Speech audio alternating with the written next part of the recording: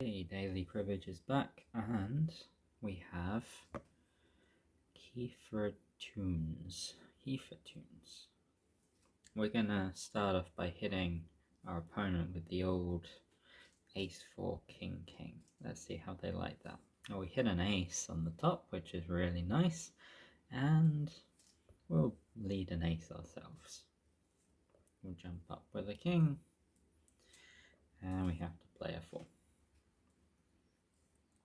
And it turns out our opponent is holding on to a 4 and a 5, 12 or more points, which is okay. This was pretty unfortunate, but that's how it goes sometimes. We look down for round 2. We're a little behind, but we have ourselves a really good flush. So let's keep that. We extend the flush, really nice. And let's see if we can go 22. Right. So if our opponent has 5-4 here, we probably want to avoid any shenanigans. But they don't, so we can play this run. We had an option there to play 4 first, but that runs into a lot of 5s, which we want to avoid. If they had another 6-6-5-4, that would have been bad, but now we get our own back. We are up to 36, and oh, what's this? This is a 12-pointer. Very nice. And what do we play here? Well, let's not go to 26. Let's avoid that. They have a 2, but the rest of their hand is bigger than 5. Curious. Okay, they just had an extra 2. Alright, so we hit the milestone of 44 before our opponent, which is a good sign. And it's our deal. We are asked the question, do we want to split up the jacks or the double 2-3? We always want to keep the 2-2-3 together. We had some really good runs in there, and we'll keep, I think they are pretty much the same. Okay, and here 2 or a 3. Jack's too risky because of the 10s. Come up to 12. 21. They must have another 9 and a 6 or something like that.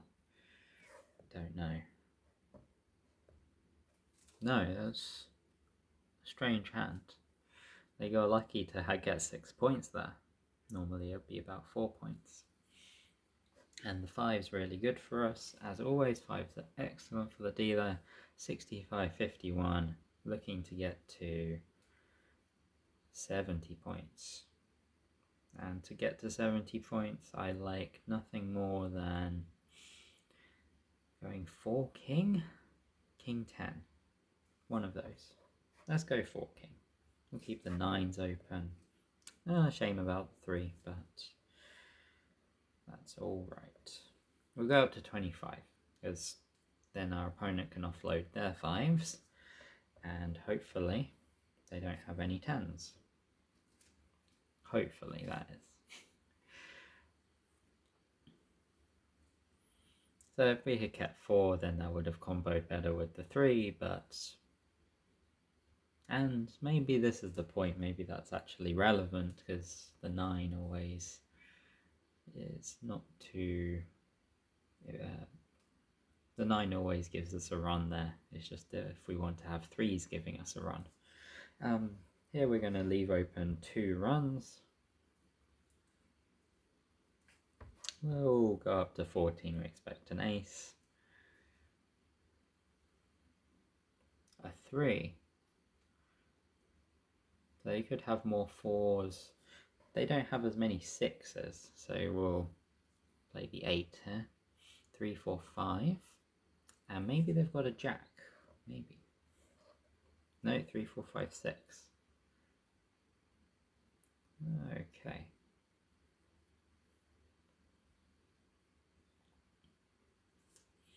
That was interesting. I thought they They didn't want to make 31 with their 6. Strange. This is one of those hands that's a lot better as the dealer, but you can never complain too much. So either 8 queen or 4 queen. 4 queen is bigger in the crib, 8 queen is safer. I think that safety is 5, 6. Okay, we need to make a decision. I think that's not right, but oh well. 2 is pretty good on top, so we're happy about that. And we'll just take the 31. They might have 4s of their own, and they might get... Oh, triple 3 too. Let me complete my thought. They could have had 4s, 3s, 2s of their own there. Just going to have a quick look between 4 queen and ace queen. Yeah, pretty much the same. Here we'll go 5 jack or 5 king.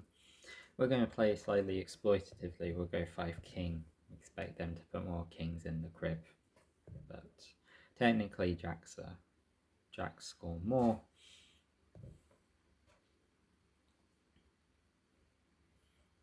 They revealed a queen, another queen. 9, 7. So we might have needed that. Yeah, okay, so we scored huge there, and we hit, just as I said, we hit a king. Hit kings more often than jacks in the crib. And this is a chance to get a 28-point hand. Always have to do that. We'll start with a 5, instill fear in our opponent, and okay, this is all fine. So, no skunk, but was a good game. Overall, what happened, we got 1 less point on the play, quite a lot more points in hand, and a few more points in the crib. Let's take it back. Let's see what we could have done differently.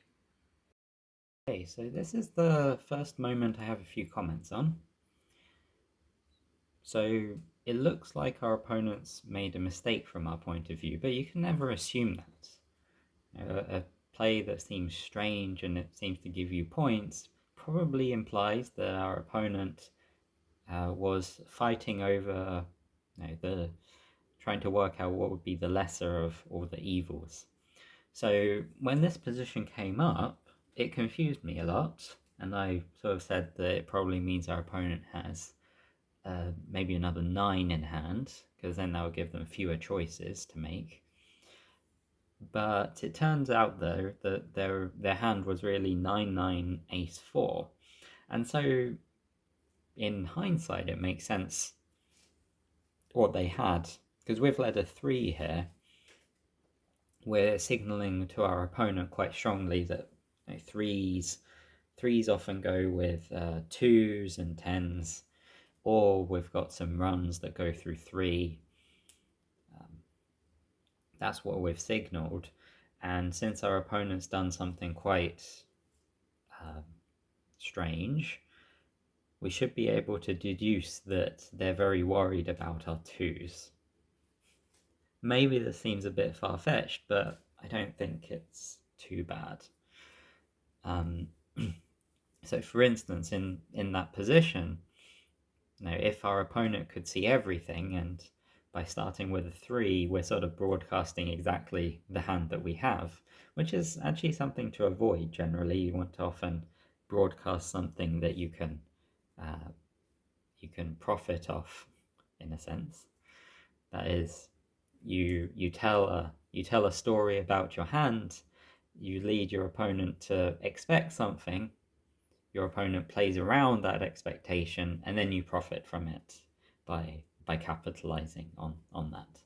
So in this case, we're not doing that at all. We're really saying, we have 3, 2, 2, 3s, 2s, maybe 4s sometimes. We've got runs, we've got maybe another 3. What do you want to do? So in this case, since our opponent had ace and 4 left, they're very worried that if they played the 4, then maybe I would play a 5 or a 2. And if they played the ace, they were very worried about me playing a 3. And that's the thing. You might think, well, 9, 3, ace 2, that's a run of 3 points. That doesn't sound too bad, but also it hits the 15 at the same time. So that would actually be 5 points for us, which is pretty huge. And similarly, if you go with the 4, if it was 9, 3, 4, and then we played a 5, say, that would just be 3 points, but what would we be at number-wise? Would be at 12 plus 4 plus 5. Would be at 21. Our opponent might go 9 there, and either they get the ace for 2 points or we get it. So maybe they wanted to... Well, that seems like a fairly reasonable line. On the other hand, if we went 9, 3, and then our opponent goes 4, and we go 2, then they have the ace afterwards, and they can really mitigate a lot of the points. So we would get 3 points for our run, but our opponent would get 4 points for their run. The score would be 19, so even if we jump up to 29, our opponent still has an ace. Yes, they know they've just played their ace, so they would expect us to get the go, and maybe they would stop us getting 1 point with their last 9, which probably doesn't combo with the rest of our hand. So considering those options, I think our opponent probably could have played the 4 there and been okay, although it's quite scary.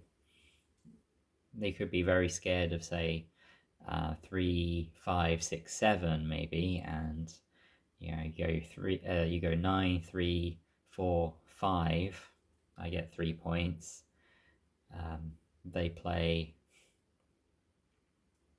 Well, they can still go 9, 3, 4, 5. They can still go 9 for 21. For 30.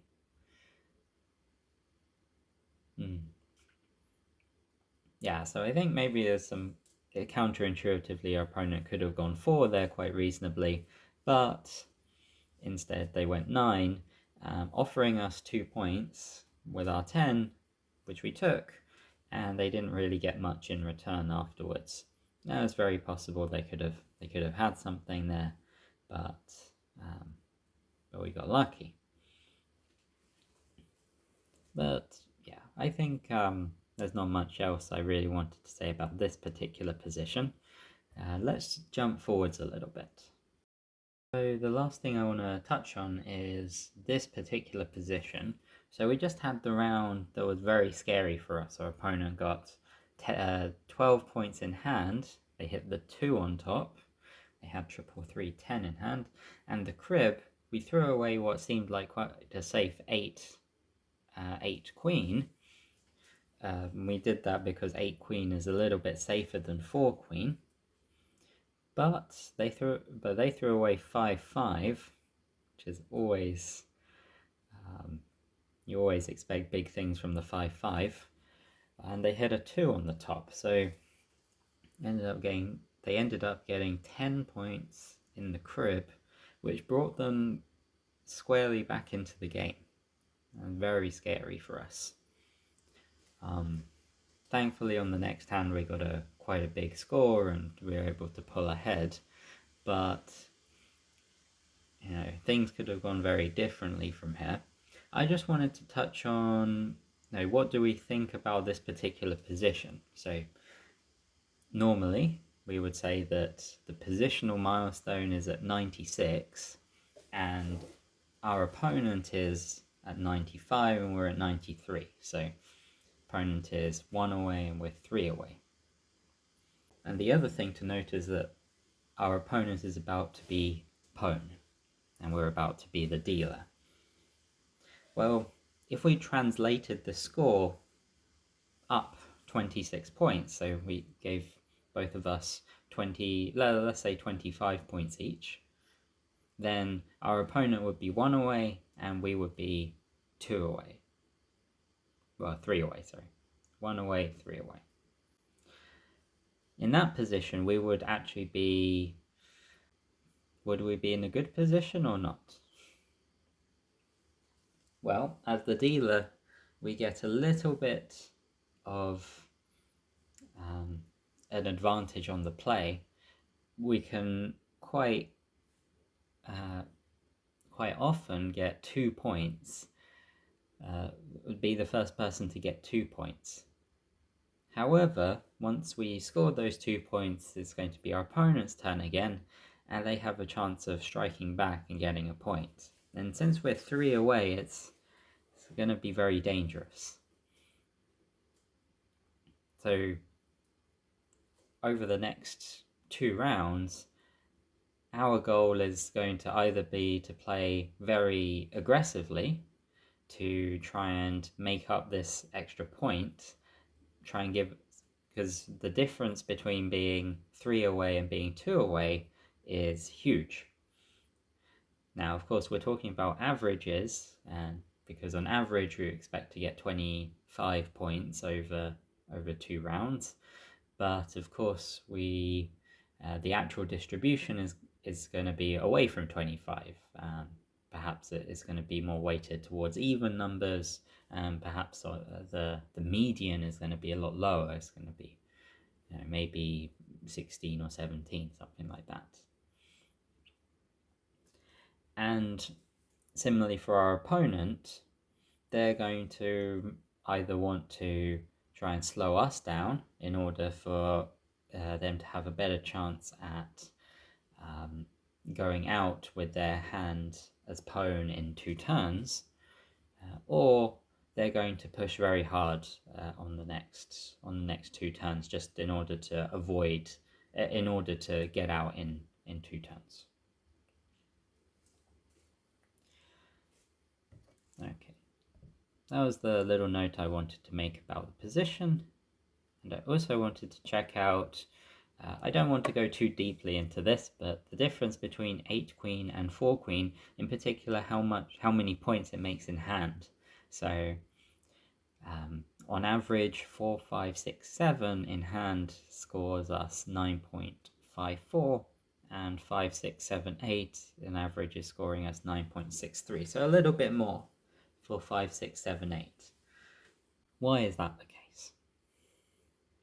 Well, we should think about smaller numbers, I guess. So if we think about aces, 2s and 3s and how they combo with the hand, 2s and 3s combo with the top hand, whereas aces, 2s and 3s all combo with the second hand, right?